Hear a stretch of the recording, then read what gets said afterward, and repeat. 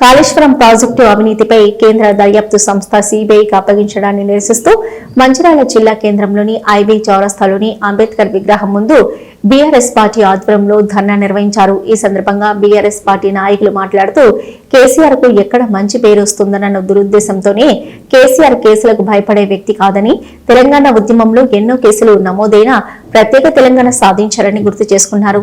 దేశవ్యాప్తంగా కేసీఆర్ కు వస్తున్న పేరును చూసి ఓర్వలేక అక్రమ కేసులు పెడుతున్నారని ఆరోపించారు. రాబోయే రోజుల్లో తెలంగాణలో కాంగ్రెస్ పార్టీకి బీఆర్ఎస్ పార్టీ శ్రేణులు తగిన గుణపాఠం చెప్తామని హెచ్చరించారు.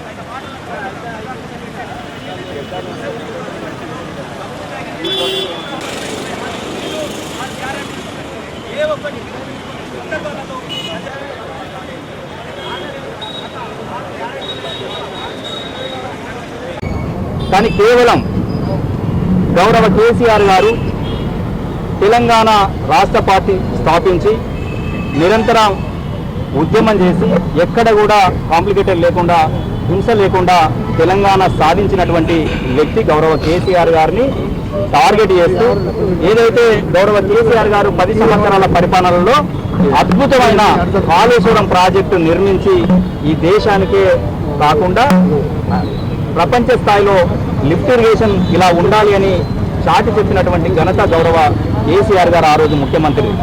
దాన్ని రూపుమాపాలని అక్కడ ఒక కమిషన్ వేసి ఆ కమిషన్ కూడా పూర్తి స్థాయిలో మీరేసిన కమిషన్ మీద మీకే నమ్మకం లేకుండా మళ్ళా దాన్ని సిబిఐకి ఏదైతే అప్పచెప్పిండ్రో దానికి నిరసనగా రాష్ట్ర వ్యాప్తంగా పిలుపు ఇవ్వడం జరిగింది పార్టీ. దానిలో భాగంగా ఈరోజు మంచిర్యాల నియోజకవర్గం మంచిర్యాల పట్టణంలో గౌరవ మాజీ శాసనసభ్యులు నడిపెల్లి దివాకర్ రావు గారి ఆదేశానుసారం గౌరవ రాష్ట్ర నాయకులు విజితన్న గారి సూచన మేరకి ఈ నియోజకవర్గ స్థాయిలో ఇలా శ్రీరాంపూర్ కావచ్చు, మంచిర్యాల కావచ్చు, లక్షపేట, హాజీపూర్, దండపల్లికి సంబంధించినటువంటి బీఆర్ఎస్ కుటుంబ సభ్యులు పెద్దలందరి నాయకత్వంలో నిరసన తెలియజేయడం జరుగుతుంది. నిరసన దేనికంటే గౌరవ కేసీఆర్ గారు ప్రాణత్యాగం చేసి ప్రాణం ఇక పోతుందని అయినప్పటికీ కూడా ఈ దీక్ష విరమించినప్పటికీ ఏదైతే తెలంగాణ రాష్ట్రం ఇచ్చినాని ప్రకటన చేసినాక విరమించినటువంటి సందర్భం. కానీ ఈరోజు తెలంగాణ వద్దు అని తుపాకులు పట్టుకొని తిరిగినటువంటి గౌరవ ఇప్పుడున్నటువంటి ముఖ్యమంత్రి రేవంత్ రెడ్డి గారి నాయకత్వంలో అక్కడ సమైక్యాంధ్ర నినాదం వినిపించినటువంటి చంద్రబాబు గారి ఆదేశానుసారం ఇక్కడ రాష్ట్ర ప్రభుత్వం నడుతుందని తెలంగాణ ప్రజలు అనుకున్నటువంటి సందర్భం. ఎందుకు చెప్తున్నామంటే ఇలా కాళేశ్వరం ప్రాజెక్ట్ అనేది బహోత్తరమైన ప్రాజెక్టు. మీ అందరికీ మీడియా పెద్దలందరికీ కూడా అది చాలా మంది పోయి సూచించినటువంటి సందర్భం.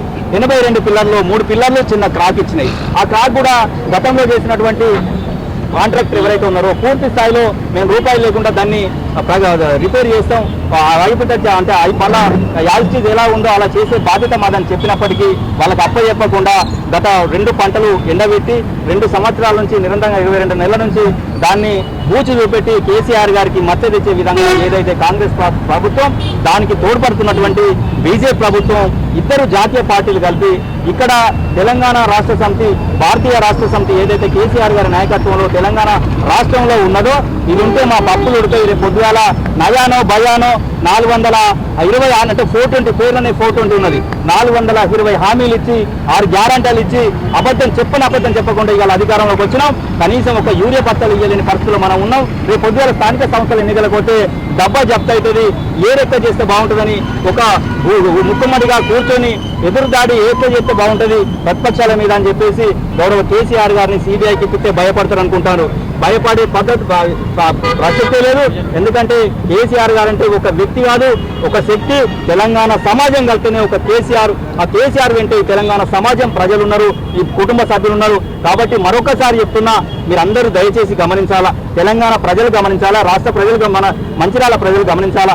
ఎక్కడైతే కాంగ్రెస్ ప్రభుత్వం ఇచ్చినటువంటి హామీలు ఆ రోజు డిసెంబర్ 9 నుంచి ఇవాళ వరకు ఎన్ని హామీలు నెరవేర్చిండ్రు, అవి ఎక్కడ ఈ ప్రజలు అడుగుతారని చెప్పేసి తాపకొట్టి 3 నెలలు 4 నెలలకు ఒక కార్యక్రమాన్ని తీసుకొని ఆ 4 నెలలు సాగదీసే కార్యక్రమం ఏదైతే ఉన్నదో పూర్తి స్థాయిలో ఈ తెలంగాణ ప్రజలు గమనిస్తారు.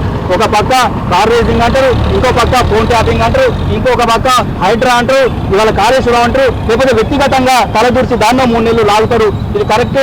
7 కార్యక్రమాలు తీసుకొని 7 మూల 21 నెలలు 22 నెలలు అడిగింది. కాబట్టి మళ్ళీ సిబిఐ అనే డ్రామాతోని ఇదో 3-4 నెలలు గడిపి ఆ 3-4 నెలల తర్వాత ఎన్నికలు ఏదైతే స్థానిక సంస్థల ఎన్నికలతో దానిలో ఓట్లు దండుకొని మళ్ళా సిబిఐ ఎంక్వైరీ ఏం లేదని చెప్పి మళ్ళీ ఇంకొక కొత్త డ్రామాకి తెరదీపే విధంగా. ఎందుకంటే అన్నదన్ననే కుమ్ములాటలు, ఎప్పుడు ప్రభుత్వం ఊడిపోతుందో తుమ్ముతో ఊడిపోయే ప్రభుత్వం ఇది. ఎవరికి